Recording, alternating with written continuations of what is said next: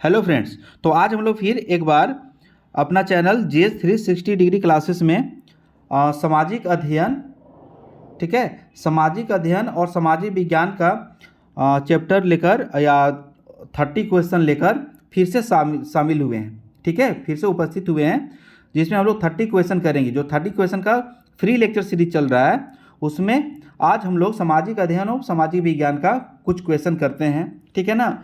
जैसा कि वर्तमान में बहुत सारे रिसेंट में बहुत एग्ज़ाम है, जैसे कि आपका फ़िलहाल में आपका देखिए सीटेट का एग्ज़ाम है, ठीक है, एसएससी जीडी, ठीक है। तो एसएससी जीडी इन दोनों का एग्ज़ाम बहुत ही नियर अबाउट में है। साथ में आपका देखें कि एसएससी सीजीएल का एग्ज़ाम चल रहा है अभी, और बहुत सारे एग्ज़ाम अभी चल रहे हैं। तो वनडे एग्ज़ाम के लिए ये क्वेश्चन बहुत ही महत्वपूर्ण हो जाता है। साथ ही में आपका पीसीएस लेवल तक का भी ये क्वेश्चन सही हो जाता है। ठीक है, तो चलिए बिना समय गंवाए हम लोग फ्री लेक्चर सीरीज का जीएस सेट 2 करते हैं। ठीक है, जीएस का ये क्वेश्चन पेपर सेट 2 है। ठीक है, देखिए चीन और भारत के मध्य की रेखा का नाम क्या है। ठीक है, भारत और चीन के मध्य की रेखा का नाम क्या है, तो आप देखेंगे कि आपका मैकमोहन रेखा नाम है। क्या? मैकमोहन रेखा। ये कब ड्रॉ हुआ था? 1914 में, 1914 के समय में ये मैकमोहन रेखा डिसाइड हुआ था, जिसे चीन नहीं मानता है। ठीक है, इसको चीन, मैकमोहन रेखा को चीन नहीं मानता है। ठीक है ना। आपका लाइन ऑफ एक्चुअल कंट्रोल को वो मानता है। ठीक है ना। 1962 का जो वार हुआ था, जब इस समय जब चीन यहाँ पे आपका देखेंगे कि कश्मीर का अक्साई चीन और अरुणाचल प्रदेश का, ठीक है, बॉमडिला वाला ये वाला क्षेत्र जो है, ये वाला क्षेत्र जब इसको कब्जा कर लिया, तो जो एक लाइन ड्रॉ हुआ, लाइन ऑफ एक्चुअल कंट्रोल, उसको मानता है, यानी मैकमोहन रेखा को नहीं मानता है। लेकिन अगर एग्जाम में आया कि चीन और भारत के मध्य का रेखा का नाम क्या है, तो मैकमोहन रेखा। ठीक है, उसी तरीके से भारतीय संविधान का कौन सा अनुच्छेद प्रारंभिक शिक्षा, ठीक है, किसका? प्रारंभिक शिक्षा के प्रत्येक बच्चों का मौलिक अधिकार बनाता है। ठीक है ना, मौलिक अधिकार बनाता है। ठीक है, क्या? प्रारंभिक शिक्षा, ध्यान रखेंगे, प्रारंभिक शिक्षा 0 से 6, तो 0 से 6 ईयर के लिए आपका आर्टिकल 45 है। ठीक है, और 0 से 6 ये बनाया गया है नीति निर्देशक तत्व। ठीक है, डीपीएसपी। ठीक है, तो डायरेक्टिव प्रिंसिपल लॉ में ये बनाया गया है आर्टिकल 45। और ये जो आप देख रहे हैं आप article 21A right to education, ये आपका 6 से 14 वर्ष के बच्चों के लिए है। ठीक है, यानी आर्टिकल 45 है वो 0 से 6, और ये 21A है वो 6 से 14 के लिए। तो ये आप लोग याद रखेंगे। फ्रेंड्स, आज कुछ प्रोग्राम अगल बगल होने की वजह से थोड़ा सा डिस्टर्बेंस ज़्यादा है, तो फ्री लेक्चर सीरीज का जो कंटिन्यूटी बना हुआ है, उस कंटिन्यूटी को बनाए रखने के लिए थोड़ा सा आज आप लोग कंसीडर करेंगे। तो अगर ये आज छूट जाता है तो हम लोग एक दिन एग्ज़ाम से एक सेट हम लोग का पीछे हो जाएगा। ठीक है ना। तो इसीलिए हम लोग को सारी बाधाओं को दूर करते हुए हम लोगों को आगे बढ़ना है। तो थोड़ा सा आप लोग थोड़ा बहुत शोर हो तो उसको आप लोग कंसीडर करें प्लीज़। ठीक है, आगे देखिए, प्रगतिशील शिक्षा पद्धति क्या? प्रगतिशील शिक्षा पद्धति क्या होती है? ठीक है, तो प्रगतिशील शिक्षा पद्धति पाठ्यक्रम केंद्रित, ठीक है, पाठ्यक्रम केंद्रित होता है, क्योंकि पाठ्यक्रम में जितना अच्छा से सिलेबस को डिजाइन किया जाएगा, यानी पाठ्यक्रम जितना अच्छा से डिजाइन किया जाएगा, लोगों को, बच्चों को उतना प्रगतिशील शिक्षा आपको मिलेगा। ठीक है ना। इसीलिए देखेंगे आपका एक स्टेट बोर्ड होता है, एक सीबीएसई बोर्ड होता है, एक आईसीआईसीआई बोर्ड होता है। ठीक है, तो अलग अलग सिलेबस डिजाइन किया जाता है। आगे क्या है? शिक्षा को संविधान के किस संशोधन द्वारा समवर्ती सूची में शामिल किया गया? देखिए, समवर्ती सूची एक होता है आपका राज्य सूची, एक होता है आपका केंद्र सूची, अब एक होता है आपका समवर्ती सूची। राज्य सूची पे राज्य सरकार, देखिए आप लोग याद रखेंगे, जैसे भी आ जाए कि राज्य सूची पे कानून बनाने का अधिकार किसका है? केंद्र सरकार, राज्य सरकार? तो हम लोग राज्य सरकार बोलेंगे, यानी राज्य सूची पे कौन कानून बना सकता है? राज्य सरकार। और केंद्र सूची पे केंद्र सरकार, और समवर्ती सूची में केंद्र और राज्य दोनों बना सकते हैं। लेकिन अगर केंद्र का पलड़ा अगर भारी होता है तो राज्य के कानून पे केंद्र का प्रभाव ज़्यादा हो जाता है। ठीक है, इसके अलावा एक और सूची है, उसको हम लोग अवशिष्ट बोलते हैं। ठीक है, क्या? अवशिष्ट सूची बोलते हैं। तो अवशिष्ट सूची जो होता है ना, ये भी किस पे होता है? केंद्र सरकार पे होता है। केंद्र सरकार अवशिष्ट सूचियां, केंद्र सरकार उस पर कानून बनाती है। तो याद रखेंगे कौन कौन सा सूची होता है? एक राज्य सूची, दूसरा केंद्र सूची, तीसरा समवर्ती सूची, और चौथा कौन सा? अवशिष्ट शक्तियां। अवशिष्ट शक्तियां किस में होती है? केंद्र सरकार में। ठीक है, तो यहाँ पे देखिए समवर्ती सूची शिक्षा को समवर्ती सूची में कब डाल दिया गया था? तो 42वां संविधान संशोधन। ठीक है, अगर आपसे क्वेश्चन पूछ दिया कि मिनी कॉन्स्टिट्यूशन किसे बोला जाता है, ठीक है, यानी कि संक्षिप्त संविधान किसको बोला जाता है, तो 42वां संविधान संशोधन को मिनी कॉन्स्टिट्यूशन भी बोला जाता है। तो आप लोग ये फैक्ट भी याद रखें।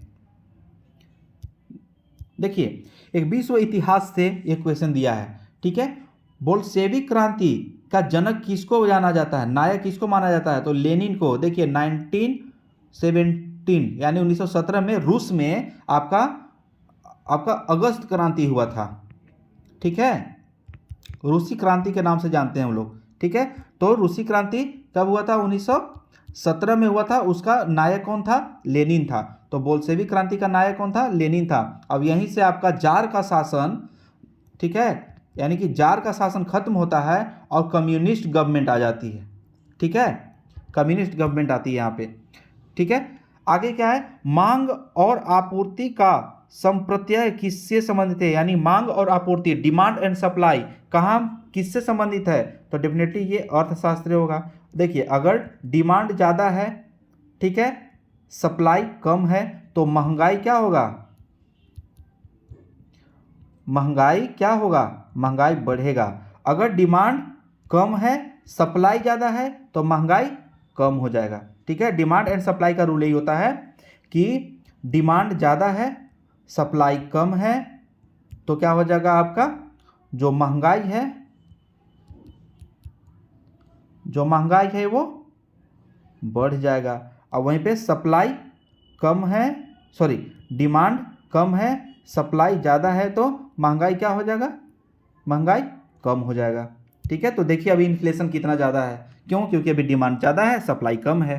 ठीक है, उसी तरीके से मांग और आपूर्ति किससे है? अर्थशास्त्र से है। ठीक है, आगे बढ़ते हैं हम लोग। देखिए आगे देखते हैं हम लोग, यहाँ पे क्या बोल रहे हैं? उज्जैन नगरी। ठीक है, उज्जैन नगरी कहाँ बसी है?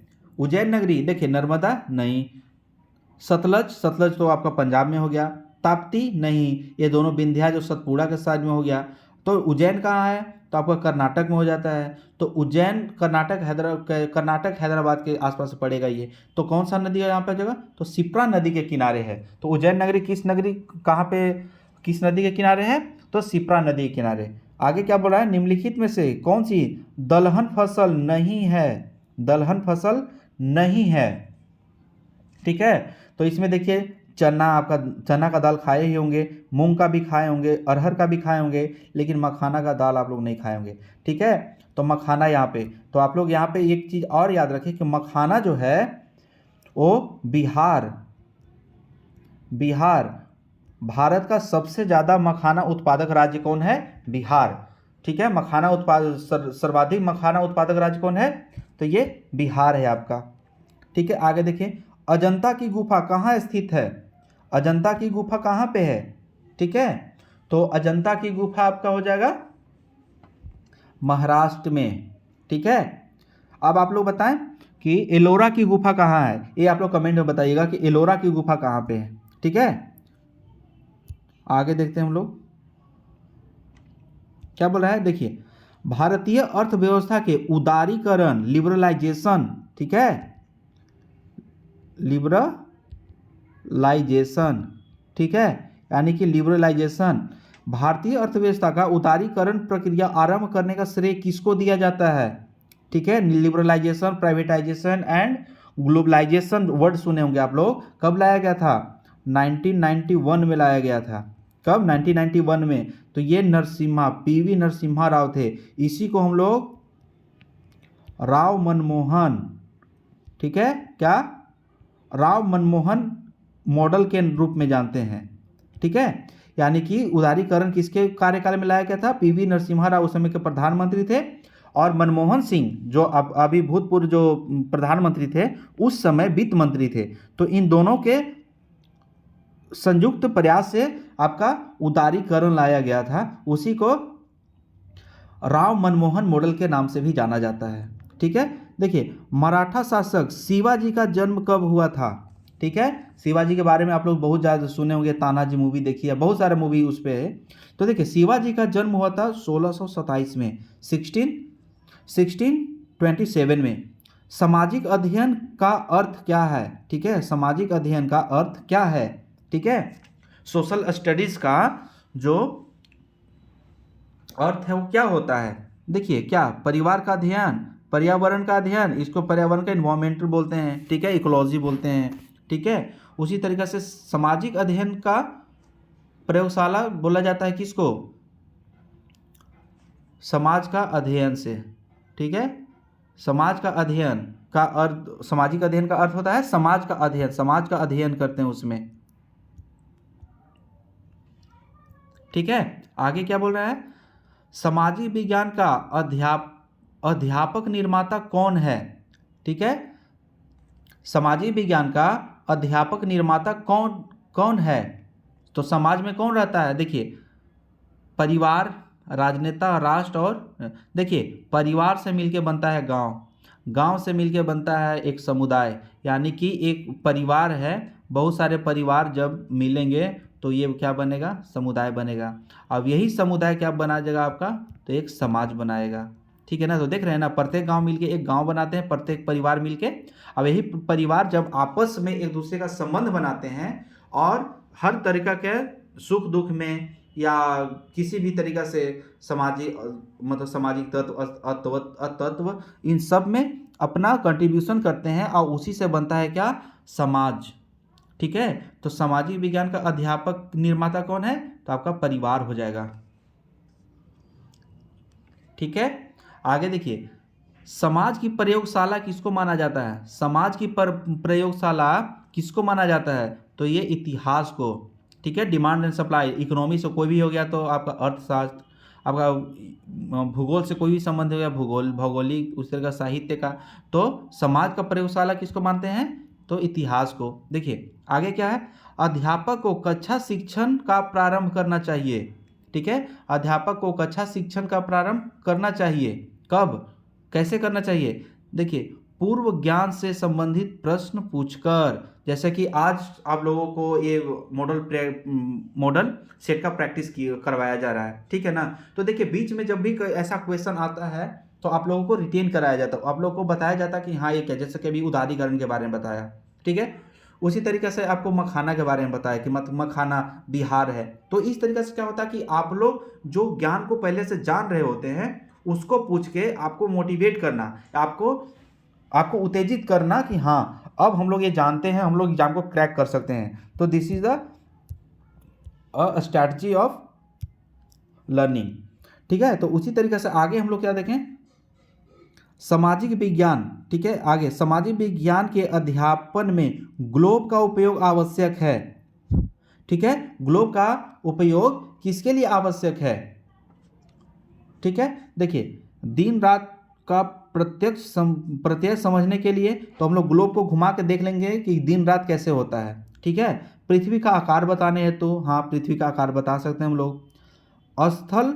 स्थल जल का अनुपात बताने के लिए देखिए जब आप ग्लोब देखते होंगे तो उसमें आपका जो नीला कलर का होता है वो समुद्र होता है, और हरा पीला जो भी कलर होता है वो किसका होता है? तो लैंड का होता है। तो इस तरीक़ा से इसका सभी आंसर हो जाएगा।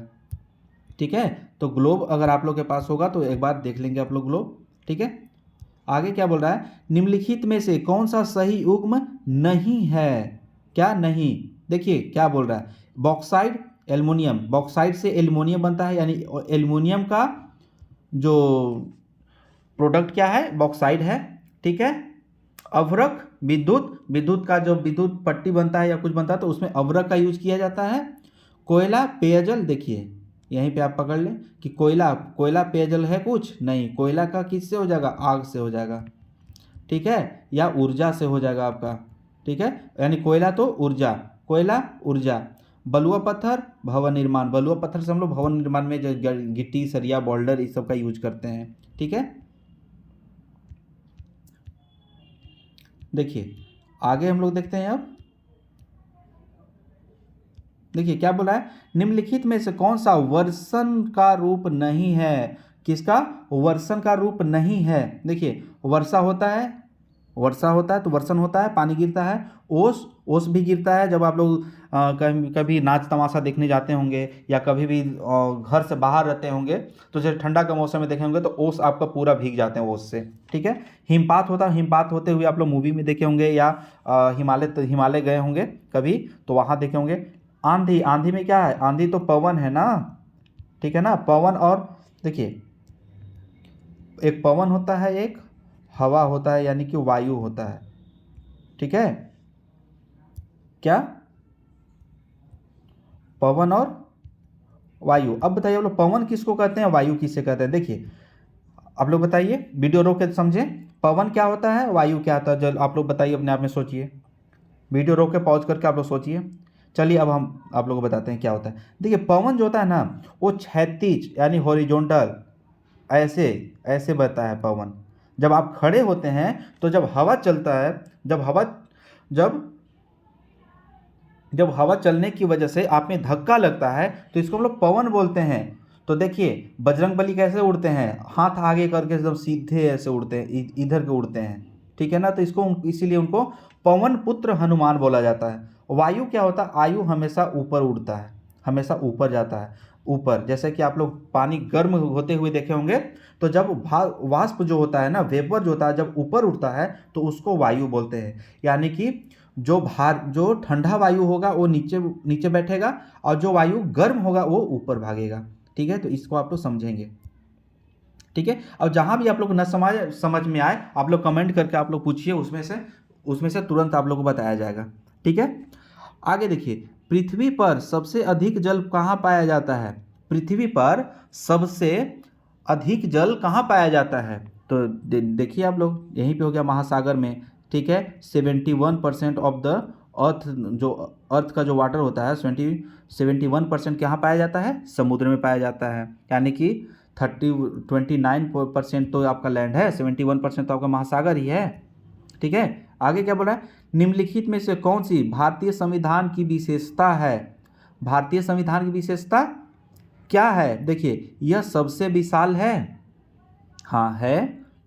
आप लोग लक्ष्मीकांत के पढ़े होंगे तो याद होगा, या स्पेक्ट्रम सॉरी ये आपका लूसेंट पढ़े होंगे तो इनमें से अनेक देशों के संविधानों का लिया गया है ये, तो हाँ डेफिनेटली। अब बताइएगा आयरलैंड से क्या लिया गया है, ठीक है।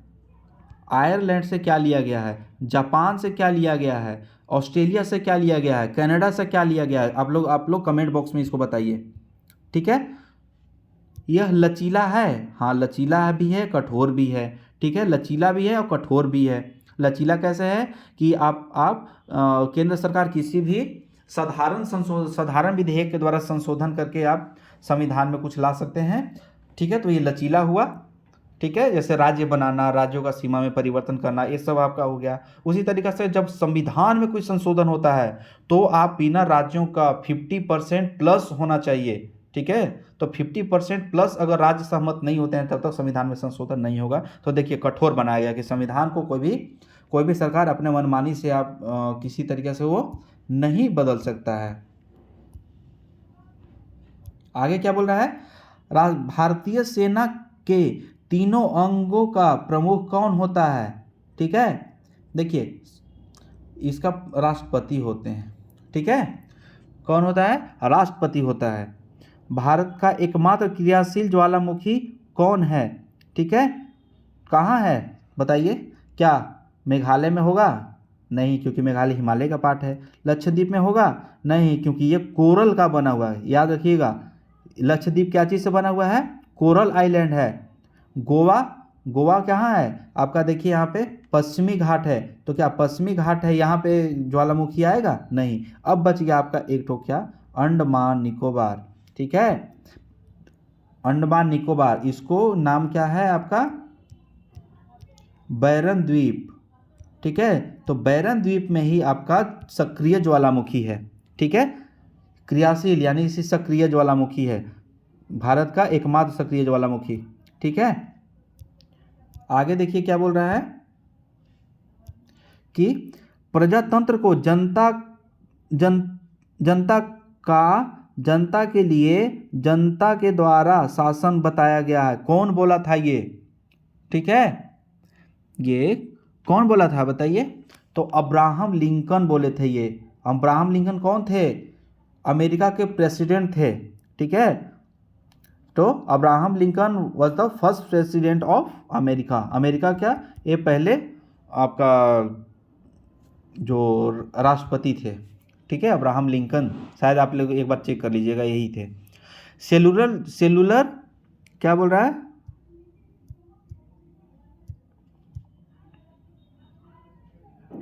आगे क्या बोल रहा है? सेलुलर जेल को किस नाम से जाना जाता है?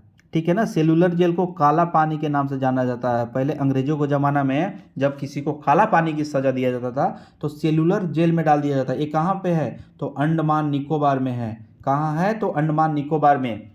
ठीक है, सेलुलर जेल कहाँ है? अंडमान निकोबार में। और काला पानी की सज़ा दिया जाता था तो वहाँ पर एक टापू है, वहीं पर ले जाकर उन लोगों को छोड़ दिया जाता था।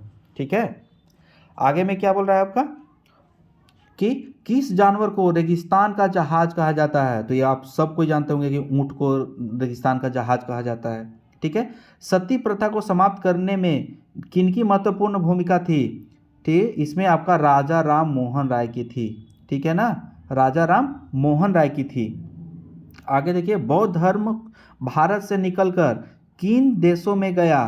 ठीक है, तो किन देशों में गया था ये?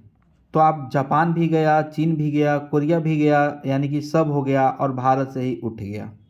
यानी कि विदेश इसको अडॉप्ट किया और भारत में ही धीरे धीरे बहुत जो धर्म था वो मतलब कम होता गया और आज देखिए अल्पसंख्यक के रूप में बचे हुए हैं। ठीक है ना, तो आप देख सकते हैं। ठीक है, आगे देखिए, भारत जापान। ठीक है, भारत में परमाणु परीक्षण कहाँ किया गया था? देखिए, श्रीहरिकोटा से तो क्या लॉन्च पैड है, यहाँ से उपग्रह छोड़ा जाता है। ठीक है ना, चांदीपुर से यहाँ बैलिस्टिक मिसाइल का प्रक्षेपण किया जाता है। ट्रॉम्बे भी आपका एक लॉन्च पैड है। ठीक है, श्रीहरिकोटा और ट्रॉम्बे ये दोनों विषुवत रेखा 0 डिग्री के नज़दीक हैं, इसलिए यहाँ से उपग्रह का प्रक्षेपण किया जाता है। ठीक है ना, तो देखिए श्रीहरिकोटा और ट्रॉम्बे से उपग्रह प्रक्षेपण होता है और चांदीपुर से आपका, चांदीपुर कहाँ है? उड़ीसा में। श्रीहरिकोटा कहाँ है? आंध्र प्रदेश और तमिलनाडु के बॉर्डर पे है। ट्रॉम्बे कहाँ है? ये आपका केरल में है। तो चांदीपुर जो है आपका ये उड़ीसा में है और यहाँ से जो मिसाइल का परीक्षण किया जाता है, जो आप लोग देखते हैं मिसाइल का, अग्नि मिसाइल, त्रिशूल, ठीक है ना, ये सब आप देखते होंगे, तो ये चांदीपुर से किया जाता है। तो आप लोग इसको याद रखिएगा।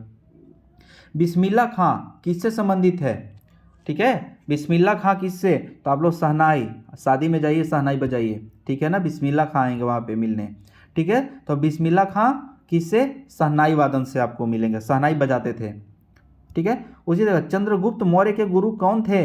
याद कीजिए, चंद्रगुप्त का जो सीरियल अगर आप लोग देखे होंगे तो, या बहुत सुने होंगे, चाणक्य। ऐसे भी आप लोग का जब दोस्त लोग जब ज़्यादा दिमाग लगाता हो तो आप लोग भी एग्जाम्पल, चाणक्य बुद्धि लगाएगा। तो चाणक्य बुद्धि यानी चाणक्य बहुत ही तेज ब्राह्मण थे और जब ये जो घनानंद जो था, नंद वंश का शासक जो था, वो चाणक्य को बेइज्जत किया था। ठीक है ना, जब सिकंदर भारत की तरफ आ रहा था और भारत में आक्रमण करने वाला था तो चाणक्य घनानंद के पास जाके अखंड भारत की मांग करते हुए भारत को बचाने की बात करते हैं, लेकिन घनानंद जो था उनको बेइज्जत कर देता है, लात मार के भगा देता है। तो उसी समय चाणक्य ने एक प्रतिज्ञा लिया कि घनानंद को हटाना है और एक ऐसे शासक को मगध के गद्दी पे बैठाना है जो अखंड भारत को अखंड कर सके। इसीलिए हमारे आपके संविधान में अखंडता का आपका उपयोग भी किया गया है। तो चंद्रगुप्त के गुरु कौन थे? चाणक्य थे। ठीक है, तो इस तरीक़े से फ्रेंड हम लोग आज 30 क्वेश्चन का ये सेट नंबर 2 किए। ठीक है ना, और ये आप लोग ज़्यादा से ज़्यादा शेयर करें और सब्सक्राइब करें ताकि ये ज़्यादा से ज़्यादा स्टूडेंट को अच्छे मार्क्स गेन कराकर उन लोगों का लाइफ सेट करने में, यानी कि उन लोग को जॉब में आने से बहुत ज़्यादा हेल्प कर सके। चलिए ठीक है, तो आप लोग इसको बार बार देखें और इसको समझें। चलिए तब तक के लिए थैंक यू। अब दूसरा भी जो थर्ड सेट होगा, जो तीसरा सेट होगा, वो हम लोग जल्दी कल यानी कि अपलोड करते हैं। चलिए तब तक के लिए बहुत बहुत धन्यवाद।